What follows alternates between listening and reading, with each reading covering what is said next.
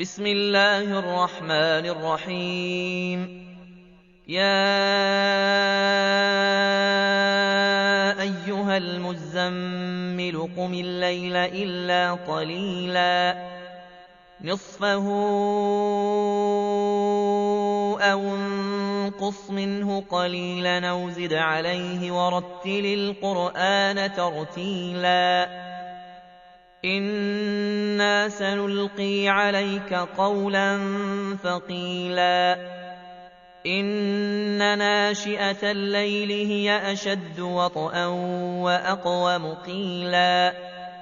إن لك في النهار سبحا طويلا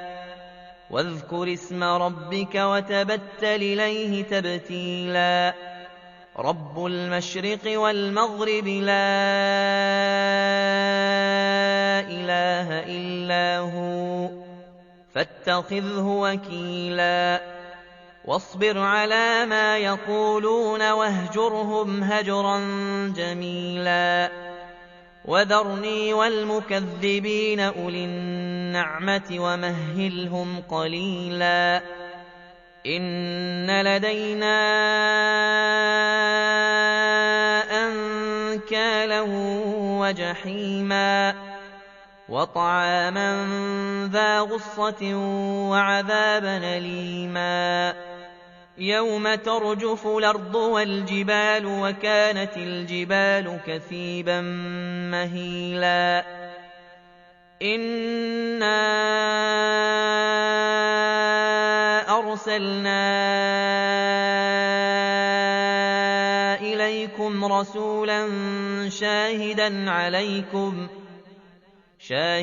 عليكم كما أرسلنا إلى فرعون رسولا فعصى فرعون الرسول فأخذناه أخذا وبيلا فكيف تتقون إن كفرتم يوما يجعل الولدان شيبا السماء منفطر به كان وعده مفعولا إن هذه تذكرة فمن شاء اتخذ إلى ربه سبيلا إن ربك يعلم أنك تقوم أدنى من ثلثي الليل ونصفه وثلثه وطائفة من الذين معك والله يقدر الليل والنهار علم أن لن تحصوه فتاب عليكم فاقرؤوا ما تيسر من القرآن علم أن سيكون منكم مرضى وآخرون يضربون في الأرض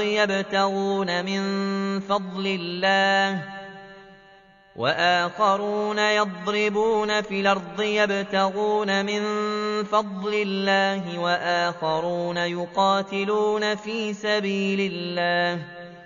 فاقرؤوا ما تيسر منه وأقيموا الصلاة وآتوا الزكاة وأقرضوا الله قرضا حسنا وما تقدموا لأنفسكم من خير تجدوه عند الله هو خيرا وأعظم أجرا واستغفروا الله إن الله غفور رحيم